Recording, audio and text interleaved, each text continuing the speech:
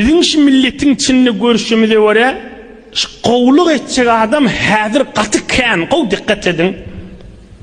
Qowluk etjek adam gaty kän. Emma şu qowluk etjek adamlyň bir zatdan korkusy bar da pakirçikler. Nämedin? Şu kimi qowluk etsen gaýtym zererçek ýa-da şu tarapdan. Hemme kişiň narahat ýeti şoda. Pul qarz berjek adam şu mahal şu zamanda känna. Emma pul qarz berýän bir aýa 1 ýyl diýip 5 ýyl 10 ýyl geçse ýygy ýokda. Ýa-ni hiç qarz tätil bolup barýardy. Bir misalady. Yaxşylyk etjek adam kän ha. Emma hamany yaxşylyk gören adam näme etýär? Yaxşylyk gören adam wezifeti teşekkür etmeli, yüzün ak bolsun, Tanrı yalqasın, maňa bir ay wagt berdiň diýmeli. Bir aydan bir sagat geçse men bagşla mene şoňa yaranjak bolmaly, gaýtym oňa yaranmaly, algyly bergiler yaranmaly.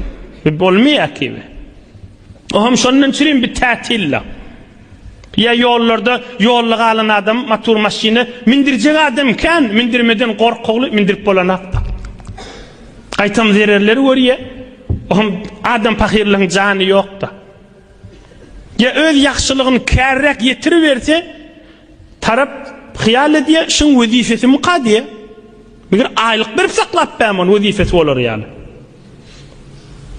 Hamany bir adamdan ya bir ahundan ya bir qaridan ya öz doganlaryna şundan kärrek yaxşylyk görýär da o pakir şoňa yaxşylyk etýär da şun vazifesi mukadiye, vazifesi akýan aylyk bir saklanak ýöny.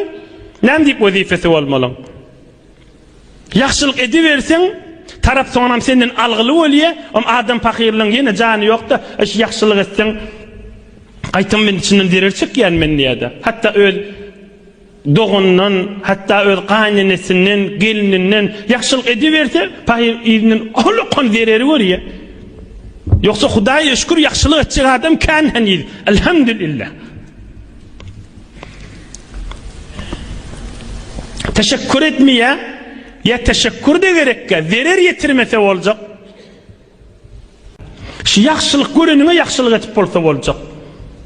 Yamanlık et yani yaxşılık etmede katı kıyın da. Ama sen men näme der salaylı şu urründen?